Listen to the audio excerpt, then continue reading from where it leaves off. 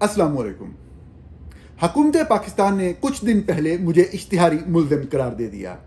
इश्तिहारी मुल्ज़िम मुझे एक ऐसे केस में करार दिया गया जो मेरी एक ख़बर के बाद कायम किया गया, और ये ख़बर थी जनरल कमर जवेद बाजवा जो कि पाकिस्तान के साबिक आर्मी चीफ हैं, उनके और उनके ख़ानदान के अफराद के असासों में वो इजाफ़ा जो कि कमर जवेद बाजवा के आर्मी चीफ बनने के बाद हुआ। ये इजाफा अरबों रुपए में था। एक एक फैक्ट को मैंने उस खबर के अंदर एक्सप्लेन किया, एक एक चीज़ का सबूत दिया और उसके अंदर मुख्तलिफ दस्तावेज़ात का सहारा लिया। ज़्यादातर उनके टैक्स रिटर्न्स में दी गई मालूमात जो उन्होंने खुद एतराफ़ किया, सिर्फ एहतियात के तकाज़ों को पूरा रखते हुए कि अगर कोई और डॉक्यूमेंट को बेस बनाया जाए जिसको वो कल को ना माने या किसी और के नाम पे मुंतकिल करवा दें या रिकॉर्ड तब्दील करवा दें, जो कि बहुत आसान है पाकिस्तान जैसे मुल्क में। और जो आजकल हो रहा है आपके सामने, हर इदारा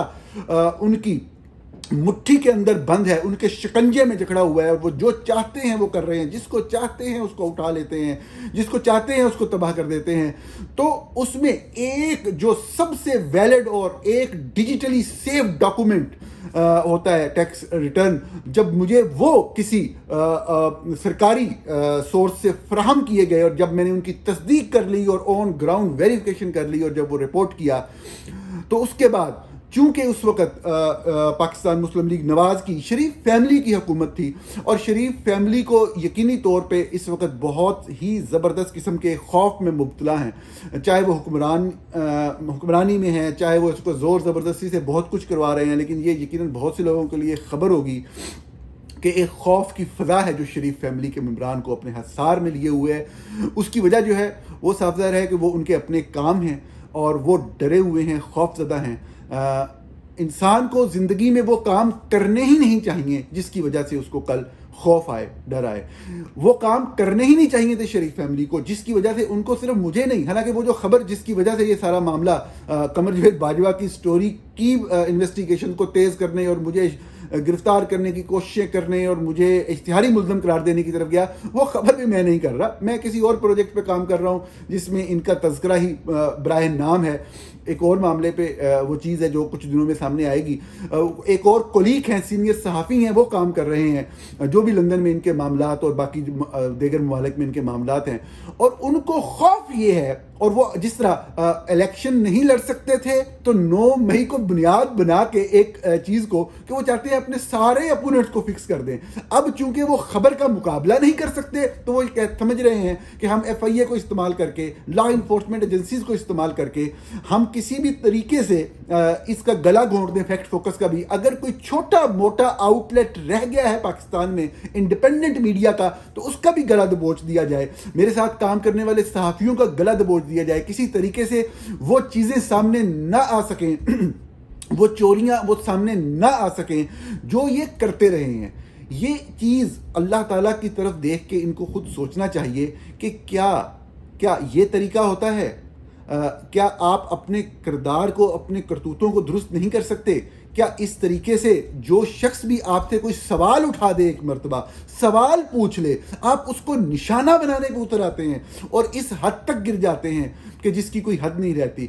मैं अपने दोस्तों से शेयर करना चाहूँगा कि आज से सिर्फ 2 दिन पहले बल्कि कल के दिन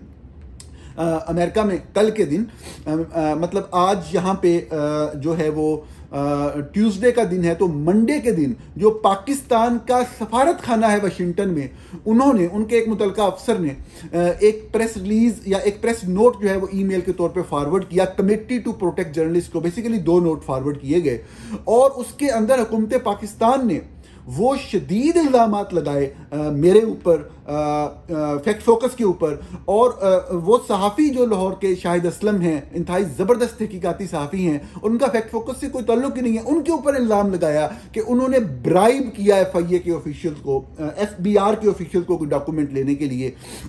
ये वही सहाफ़ी हैं जिनको इसी केस के अंदर पहले गिरफ्तार भी किया गया और वो अभी तक ये केस भुगत रहे हैं। और उसके बाद फिर कनेक्ट किया गया मेरे से, ये मैं पाकिस्तान के जो पाकिस्तान एम्बेसी इन वाशिंगटन उसकी बात कर रहा हूँ, मेरे से कनेक्ट करके और फिर कहा गया कि जो अहमद नूरानी ने दावा किया है कि उसको कोई अरेस्ट वारंट नहीं भेजे गए और कोई कोर्ट समन नहीं भेजे गए, वो गलत दावा है। हमने तो भेजे हैं, हमने ये काम किया है। یہ بات سفارت خانہ الزام لگا رہا ہے ایک رانگ ڈوئنگ کا، ایک کرپشن کا. اس حوالے سے صاف ظاہر ہے جو بھی قانونی آپشن اویلیبل ہیں فیکٹ فوکس کی ٹیم کے پاس یہاں پہ امریکہ میں، وہ ہم ابھی برے کار لانا چاہتے ہیں کہ کس طریقے سے امریکہ کے اندر بیٹھ کے، پاکستان میں تو قانون آئین کے نام کی کوئی چیز نہیں، یہاں پہ چلو آئین قانون کی حکمرانی تو ہے، وہ ابھی ہم دیکھتے ہیں کہ یہ ڈپلومیٹک امیونٹی کس حد تک استعمال کی جا سکتی ہے. اس طرح سے لوگوں کے اوپر گند پھینکنے کے حوالے سے جو لوگ ایک سچا اور کھرا کام کر رہے ہیں، ایک صحافت کا کام کر رہے ہیں. میں اس بات کو لمبا نہیں کھینچوں گا. میں بنیادی طور پہ آپ کو بتانا چاہتا تھا کہ ایف آئی اے نے جو کیس چلایا اور حکومت پاکستان نے جو پروکلیمڈ اوفینڈر مجھے ڈکلیئر کیا، اور جو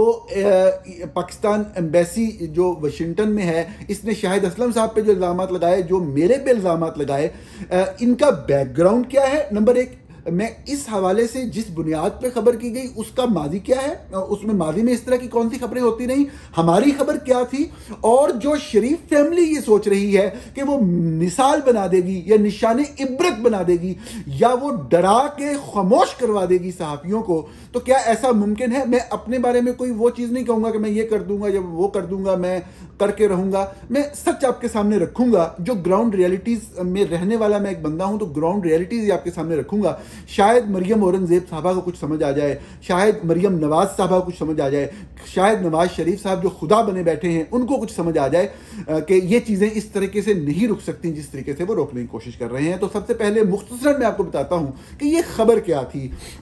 2016 میں قمر جاوید باجوہ پاکستان آرمی کے سربراہ بنے. قمر جاوید باجوہ ایک مڈل کلاس فیملی سے تعلق رکھتے تھے. ان کے والد بھی ایک معمولی آرمی افسر ہی تھے، کوئی خاص آبائی زمین بھی نہ تھی. سارا کمایا جو بھی انہوں نے وہ اپنی اس فوج کی نوکری کے ذریعے ہی ان کے وسائل تھے. ان کی بیگم 2015 کے آخر تک ٹیکس فائلر تک نہ تھیں. ان کو ٹیکس فائلر کے طور پہ رجسٹر کروایا گیا اور آرمی چیف بننے کے بعد چند ہی سالوں میں وہ ارب پتی بن گئی. یہ بہت ہی حیران کن یقینی طور پہ واقع ہے. بہت بڑی بڑی کرپشن کی داستانیں ہم پاکستان میں مختلف بیوروکریٹس، مختلف سیاستدانوں کے حوالے سے سنتے ہیں، لیکن میرے خیال میں جو کرپشن کے کیسز ڈاکومنٹ کیے گئے ہیں پاکستان میں آج تک کسی بھی صحافتی ادارے، بہت بڑے بڑے صحافتی ادارے ہیں، بہت شاندار جرنلسٹ ہیں جنہوں نے بڑا بے مثال کام کیا ہوا ہے، میرے خیال میں جتنے کیسز ڈاکومنٹ کیے گئے ہیں، کسی افسر کی بیوی کا یوں ارب پتی بننا، یہ اس کی کوئی اور مثال آپ کو نہیں ملے گی. بنیادی طور پہ یہ کہانی جو ہے وہ جنرل قمر جاوید باجوہ کے جو سمدھی تھے صابر مٹھو، جو کہ لاہور میں رہتے ہیں، جو کہ ان کے دوست تھے، اور پھر صابر مٹھو صاحب کی جو بیٹی تھی ماہنور صابر، ان کی شادی ہوئی قمر جاوید باجوہ کے بیٹے سے. اور اس کے بعد اس دوران اور پھر اس کے بعد جو کاروبار ایک شروع کیا گیا بین الاقوامی سطح سے آئل کے سیکٹر کے اندر، دبئی کے اندر اس کا ہیڈ آفس بنایا گیا، پاکستان کے اندر اس کے سیٹ اپ کیا گیا، پورے پاکستان میں چند دنوں میں اس کاروبار کو پھیلا دیا گیا. یہ فائدہ ہوتا ہے صاف ظاہر ہے کہ آپ کا نیٹ ورک جو انٹیلیجنس ایجنسی کا، فوج کا بھی، انٹیلیجنس ایجنسی کا بھی اگر پھیلا ہوا ہو تو اس طریقے سے آپ پٹرول پمپوں کی حد تک جا کے مینج کرتے ہیں چیزوں کو. یہ جو لفظ بولے ہیں اس کے بھی ثبوت ہیں، وہ لوگ موجود ہیں. صاف ظاہر ہے جان کو خطرہ، کیمرے پہ آ کے بولیں یا نہ بولیں، وہ لوگ بتاتے ہیں کس طریقے سے آپ نے یہ کاروبار پھیلایا. یہ سب چیزیں کھل کے سامنے آئیں گی انشاءاللہ. بات صرف اتنی ہے کہ وہ ماہنور صابر صاحبہ جو ہیں، ان کی جس دن شادی ہونی تھی، میں آپ کو خبر بتا رہا ہوں مختصراً، پھر میں آگے چلتا ہوں، کہ ان کی جس دن شادی ہونی تھی، شادی سے صرف 9 دن پہلے ان کے نام پہ پراپرٹیاں اور جائیدادیں منتقل ہونا شروع ہو جاتی ہیں. یہ ظاہر ہوتا ہے کہ صرف 9 دن پہلے ان کو ڈی ایچ اے گجرانوالہ میں بہت ہی زیادہ جو پلاٹس ہیں، ایک ایک کنال کے پلاٹس مل جاتے ہیں. اس کے بعد ہم دیکھتے ہیں کہ ماہنور صابر جو ہیں وہ اسلام آباد میں جو شارع دستور ہے، کانسٹیٹیوشنل ایونیو، اس میں صرف ایک ہی رہائشی بلڈنگ ہے جو زور زبردستی سے بنائی گئی، جسے گرینڈ حیات کہتے ہیں یا کانسٹیٹیوشن 1 کہتے ہیں، جو کہ متنازع ترین پروجیکٹ ہے، جو کہ بنیادی طور پہ ایک ہوٹل بننا تھا، لیکن ہوٹل کے نام پہ سستی ترین زمین لے کے پاکستان کی سب سے لگزوریس لوکیشن کے اوپر، اور اس کو ایک رہائشی پروجیکٹ میں. آپ کو بہت سارے لوگوں کو یہ چیز بھی کبھی کسی پروگرام میں ڈسکس کریں گے کہ ہوٹل چونکہ بہت لیٹ پروفٹ دینا شروع کرتا ہے، تو عمومی طور پہ بڑے شہروں میں حکومتیں یا وہاں کی جو میونسپل اتھارٹیز ہوتی ہیں وہ سستے داموں پہ ہوٹل کی زمین فراہم کرتی ہیں تاکہ سرمایہ کار آئیں سرمایہ لگائیں اور ان کو وہ کوئی نہ کوئی اپنی طرف سے ایک ریلیف دینا چاہ رہی ہوتی ہیں جو ایڈمنسٹریشنز ہیں، جو حکومتیں ہیں، تاکہ یہ انویسٹمنٹ ہو، کیونکہ ہوٹل کی ضرورت ہوتی ہے. جب بھی کوئی بڑا ایونٹ ہوتا ہے، باہر سے لوگوں نے آنا ہے، دوسرے ممالک سے لوگوں نے آنا ہے، تو وہاں پہ کیپٹل اسلام آباد جیسے شہر میں یا کسی بھی بڑے شہر میں لوگوں کو ٹھہرانے کے لیے ایک اچھے معیار کی سہولیات کی ضرورت ہوتی ہے. تو وہ اس میں سی ڈی اے نے بہت ہی معمولی پرائس، جو اس چیز کی پرائس تھی اس کا 1% بھی آپ کہیں نہیں لیا اور یہ ان لوگوں کو دے دیا. اور پھر اس کے بعد صاف ظاہر ہے کہ انہوں نے اس کو رہائشی پروجیکٹ بنا دیا. رہائشی پروجیکٹ سے پہلے دن، بلکہ پہلے دن بھی نہیں، آپ صرف ایزیوم کریں اپنے ذہن میں کہ میں نے فلاں جگہ پہ ایک رہائشی پروجیکٹ بنانا ہے، یعنی کہ گھر بنا کے یا پلاٹ بنا کے لوگوں کو دینے ہیں، اور آپ اس کا اشتہار دے دیں. اگلے دن ابھی آپ نے زمین بھی ایکوائر نہیں کی تو لوگ آپ کو پیسے دینا شروع کر دیتے ہیں. یہ بڑا ایک انٹرسٹنگ پہلو ہے ان دو کاروباروں کا، کہ آپ ریئل اسٹیٹ میں انویسٹمنٹ کریں یا ہوٹل کے بزنس میں، 5 اسٹار ہوٹل ٹائپ بزنس میں انویسٹمنٹ کریں. تو اب ہر کسی کی خواہش ہوتی ہے کہ وہ ریئل اسٹیٹ میں کرے، کیونکہ اس میں لوگ فوری طور پہ آپ کو پیسے دے کے اپنی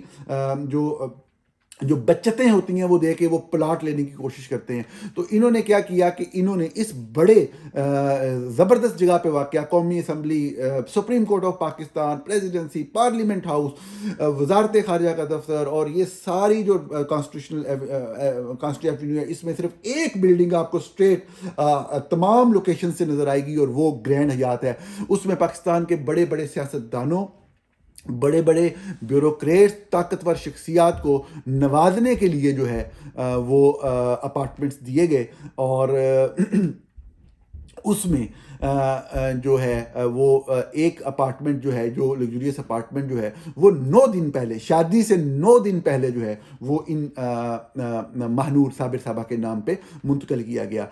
یہ مطلب بہت ہی لمبی کہانی ہے، آپ فیکٹ فوکس پہ جا کے اس کی ساری ڈیٹیل مکمل ثبوتوں کے ساتھ دے سکتے ہیں. ان کی اگر بات کریں ان کی اہلیہ کی، تو ان کی اہلیہ کے دیکھیں کہ کبھی وہ لاہور کے ڈی ایچ اے میں یکدم 2 کمرشل پلازوں کی مالک بن جاتی ہیں بیٹھے بیٹھے. وہ آپ یہ دیکھتے ہیں کہ اسلام آباد کے، کراچی کے اندر فارم ہاؤس کی مالک بن جاتی ہیں بیٹھے بیٹھے. آپ یہ دیکھتے ہیں کہ اسلام آباد میں بڑی زبردست جو ایک گلبرگ گرینز کے نام سے فارم ہاؤسز ہیں، بہت زبردست، وہ ایک پورا سیکٹر ہے ہاؤسنگ کا. اس کے اندر 4 کنال، 5 کنال، 10 کنال کے فارم ہاؤسز ہیں. تو انہوں نے جو سب سے بڑے 10 سب سے پرائم سیکٹر میں، جو سب سے امپورٹنٹ لوکیشن پہ واقع ہے، جو سب سے مہنگا سیکٹر تھا، اس کا جو جو سیکٹر تھا، اس کے اندر جو بہترین 10 کنال کے 2 فارم ہاؤسز آپس میں ملے ہوئے وہ لیے، جو کہ اس وقت جو اس کی قیمت تھی اس کے ہاف کیا، اس کا 4 گنا بھی قیمت جو ہے وہ نہیں دی گئی. اس سے بڑی کرپشن کیا ہو سکتی ہے مریم نواز صاحبہ، نواز شریف صاحب؟ مطلب صرف اس لیے کہ ایک اقتدار کی ڈیل سائن ہو گئی کہ ایک شخص کو بطور وزیر اعظم نکال کے آپ کو لایا جائے گا، انتخابات جو ہیں دھاندلی زدہ کرا کے آپ کو امپوز کیا جائے گا. تو جس بندے نے وہ ڈیل کی، اس کی کرپشن کو چھپانے کے لیے آپ اس حد تک جائیں گے کہ ایک صحافتی ادارے کے لوگوں کو جو آن گراؤنڈ کام کر رہے ہیں ان کو آپ ہراساں کریں گے، آپ ان کو مثال بنانے کی کوشش کریں گے. کریں. میں آخر میں آپ کو یہی بتاؤں گا کہ کس طرح سے آپ کامیاب ہوں گے یا ناکام ہوں گے. یہ کرپشن ہوتی ہے، یہ وہ کرپشن جو باقی معاملات، جس طرح باقی لوگوں نے کرپشن کی، جو آپ کے اوپر معاملات ہیں، وہ بھی اسی طریقے سے اگر ثابت ہوتے ہوں گے تو رپورٹ کیے جائیں گے. ادروائز یہ کام نہیں ہے ہمارا کہ ہم سنی سنائی باتوں کے اوپر آگے چلیں. آپ کے جنرل قمر جوید، مریم نواز صاحبہ، آپ کے جو قمر جوید باجوہ صاحب ہیں، ان کے سمدی کا نام صابر مٹھو ہے. صابر مٹھو صاحب کے بارے میں انہوں نے شروع میں یہ کہلوایا مختلف اپنے وہ جو اینکر پرسنز وغیرہ تھے، جی ان کا بڑا کاروبار ہے، اور یہ آئی ایس پی آر کی پریس ریلیز بھی آئی باقاعدہ اس حوالے سے کہ ان کے اپنے بزنسز ہیں. ارے ان کے جتنے بھی بزنسز ہیں مریم نواز صاحبہ، انہوں نے کبھی یو اے کے اندر تو انویسٹمنٹ نہیں کی. جب یہ آرمی چیف بن گئے، جب بیٹی سے ہو گیا رشتہ طے پا گیا، تو مریم نواز صاحبہ وہ سارے پیسے جو ہیں وہ تو دبئی جانا شروع ہو گئے. دبئی کے اندر بڑی بڑی پراپرٹیاں خرید لی گئیں، دبئی کے اندر ایک بزنس کا ہیڈ آفس بن گیا. تو یہ نواز شریف صاحب آپ کیوں دفاع کر رہے ہیں اس کی وجہ کیا ہے دفاع کرنے کی؟ کچھ پتہ تو لگے. اتنی بڑی کرپشن کا دفاع، اربوں روپے کی کرپشن کا دفاع، پورے ادارے کو استعمال کر کے ایک کاروبار کو کھڑا کیا، ایک پرائیویٹ بزنس کو آپ نواز شریف صاحب دفاع کر رہے ہیں، اس کا حد ہو گئی. یہ جس طریقے سے ان کی اہلیہ کے نام پہ کاروبار ہے، جس طریقے سے یہ سارا سرمایہ، اور کیا دبئی میں صابر حمید صاحب کا تو آپ نے کہہ دیا وہ بڑے پیسے والے بندے، ارے پیسے والے بندے تھے دبئی میں تو ان کا کچھ نہیں تھا. پھر دبئی میں گیا تو وہاں پہ کون گیا؟ وہاں پہ بھی آپ کا بیٹا گیا. قمر جوید باجوہ صاحب کے بیٹے ہی وہاں پہ ہے نا، ان کی اہلیہ ہی وہیں پہ ہے نا، وہ تو وہیں پہ ہوتی. ٹھیک ہے نا, اور ان کا باقاعدہ پروفائل تھا کہ وہ اس بزنس کو وہ رن کر رہے ہیں, وہ جو کپل ہے وہ رن کر رہا ہے. تو دیکھیں بات یہ ہے کہ کرپشن آپ آخری حد تک جا کے کرتے ہیں, اور جب آپ کے اوپر کوئی سوال اٹھاتا ہے, جب آپ کو کوئی روکتا ہے, جب آپ کے بازو کو پکڑنے کی, آپ کے ہاتھ کو تھامنے کی کوشش کرتا ہے کہ رک جائیں, یا لوگوں کو بتانے کی کوشش کرتا ہے, تو آپ اس کو مثال بنانے کے اوپر آ جاتے ہیں. ابھی کل آپ نے وہ جو پریس ریلیز جاری کروائی, وہ آپ نے اسلام آباد سے وزارت اطلاعات کی ایک خاتون افسر سے جاری کرائی. میں ان کا نام نہیں لینا چاہتا, مجھے معلوم ہے کہ وہ بیچاری پریشر میں ہوں گی. کس طریقے سے آپ پاکستانیوں کو استعمال کرتے ہیں مریم اورنگزیب صاحبہ, خدا کا نام مانیں. مجھے ساری اس کی تفصیلات کا پتہ ہے کیوں آپ اس طرح کے بیچارے افسران کو استعمال کر رہے ہیں. میں چاہوں تو میں ادھر بھی کارروائی کر سکتا ہوں, لیکن میں نہیں کروں گا وہ. لیکن امریکہ کے اندر چونکہ جو صاحب استعمال کیے, جنہوں نے فارورڈ کی ای میل, وہ تو صاف ظاہر ہے ایک جرم کا ارتکاب کیا انہوں نے الزام لگایا ہے. یا تو وہ ایویڈنس دیں گے, اور جو بھی امبیسڈر ہیں پاکستان کے یہاں پہ, اور جو بھی افسران استعمال ہوئے ہیں, جو بھی یہاں پہ ملٹری اتاشی ہیں یا باقی لوگ, ان کو جواب دینا ہوگا کہ ثابت کریں وہ کس طریقے سے وہ الزام لگا رہے ہیں ایک صحافی کے اوپر, ایک صحافتی ادارے کے اوپر, پاکستان میں کام کرنے والے صحافیوں کے اوپر, کہ وہ کوئی بھی غلط پریکٹس کا انہوں نے استعمال کیا. بالکل آپ جو بھی ایف آئی اے نے انویسٹیگیشن کی ہے وہ ساری لے کے آئیے گا امریکہ, اور یہاں پہ آ کے ثابت کیجیے گا.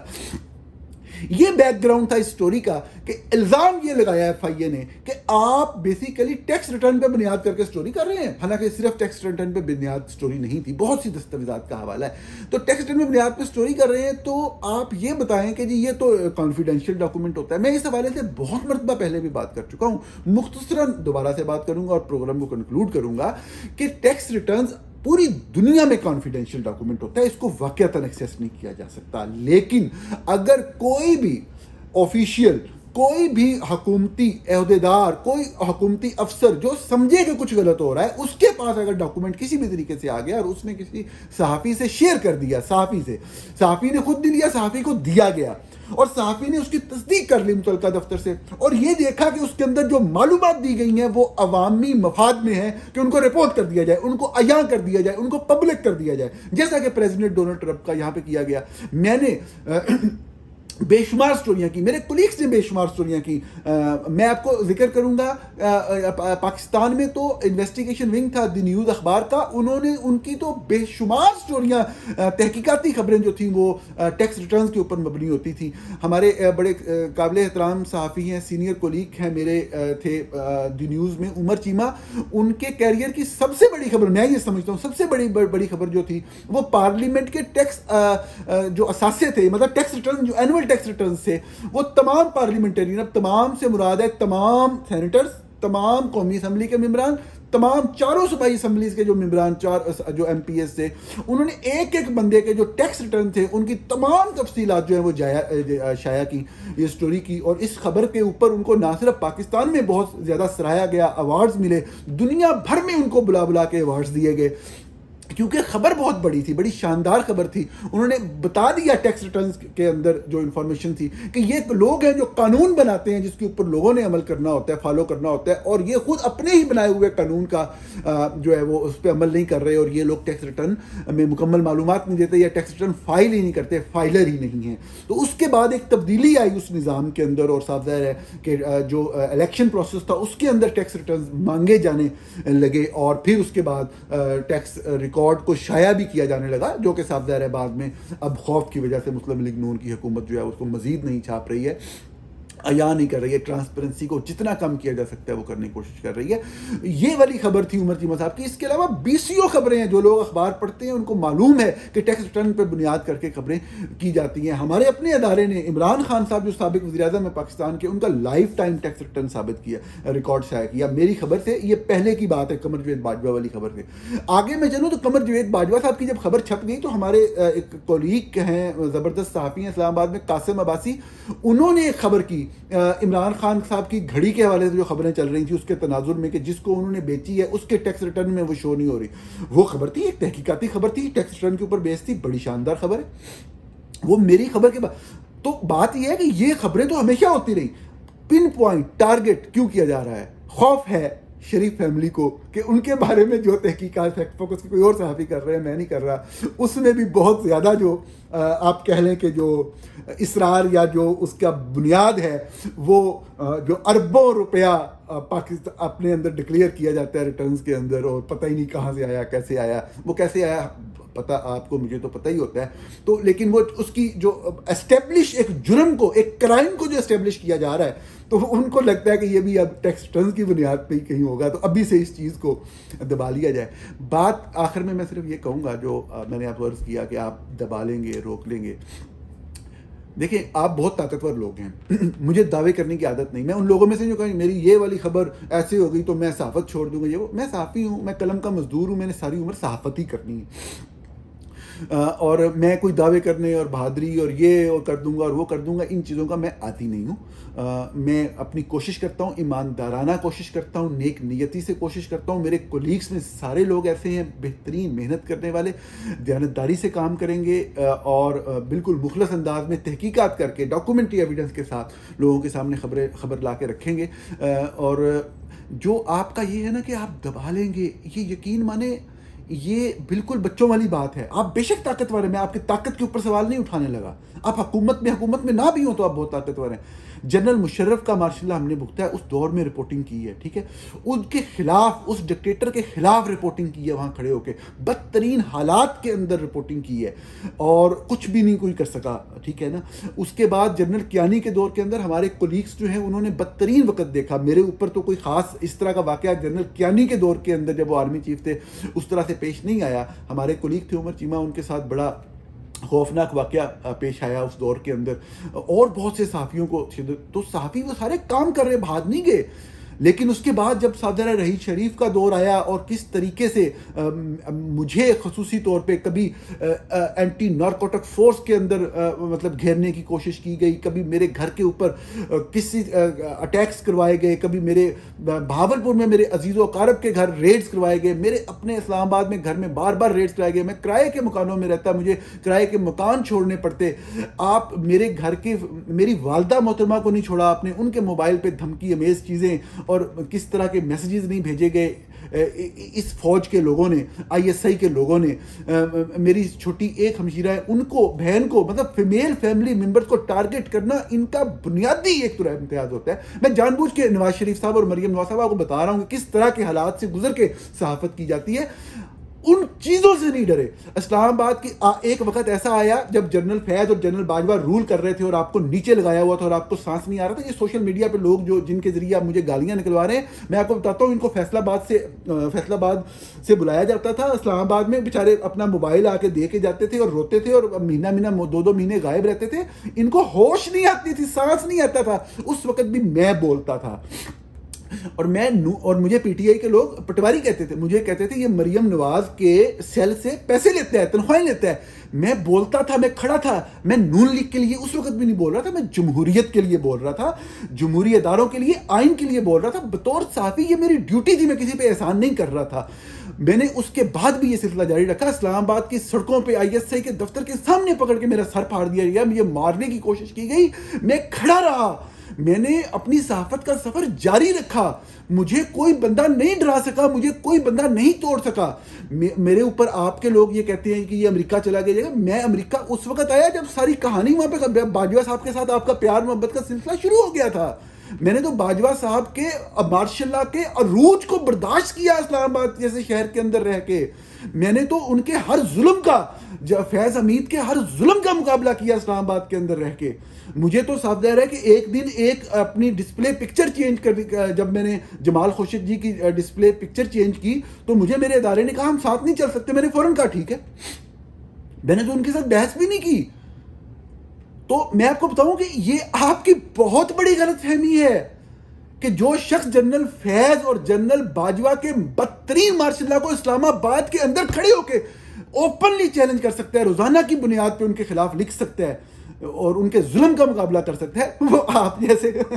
مطلب آپ جیسے معمولی لوگوں کو، جنہوں نے ملک ریاض جیسے لوگوں سے اور کتنے مطلب آپ کی جتنی پراپرٹیاں بکی ہیں، ذرا ان کا ریکارڈ آپ خود سوچ لیں کیا کیا ہے۔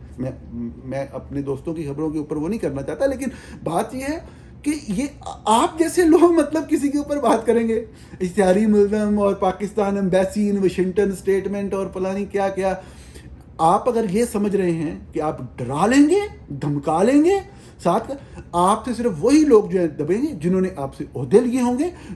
جن کے ادارے آپ سے مراعات لے رہے ہیں، آپ سے فائدے لے رہے ہیں، یا جن کے مفادات آپ سے وابستہ ہیں. آپ کبھی بھی انڈیپینڈنٹ صحافیوں کو نہیں دبا سکیں گے، کبھی بھی نہیں دبا سکیں گے، چاہے آپ ان کو گرفتار کریں، تشدد کریں، جو بھی کریں. ایسا نہیں ہوگا مریم نواز صاحبہ. آپ نے جو غلط کام کیے وہ لوگوں کے سامنے آئیں گے، آ کے رہیں گے، آ کے رہیں گے، آ کے رہیں گے. ناظرین، یہ آج کا پروگرام تھا. اس کے ساتھ ہی میں آپ سے اجازت لوں گا اور اگلے پروگرام میں بات ہوگی. میں ہمیشہ ایک چیز آپ سے تذکرہ کرتا ہوں کہ فیکٹ فوکس کے نام سے جو ہمارا تحقیقاتی صحافت کا ایک ادارہ ہے، اسے کس طرح کی کوئی فنڈنگ اویلیبل کہیں سے نہیں ہے. ہم مکمل طور پہ ڈیپینڈ کرتے ہیں کہ ہماری ویب سائٹ کے اوپر جو لوگ آ کے ممبر بنے factfocus.com یا حقائق.com پہ، اور پر منتھ کوئی معمولی سے معمولی رقم بھی وہ ہمیں دیں سبسکرپشن کے لیے، یا جو gofundme.com پہ آ کے ہمیں سپورٹ کریں، فیکٹ فوکس کو، تحقیقاتی صحافت کو سپورٹ کریں. gofundme.com/factfocus اس کا ویب ایڈریس ہے، اس پہ جائیں اور آپ جو بھی کنٹریبیوٹ کر سکتے ہیں کریں. آپ سے جلد ملاقات ہوتی ہے.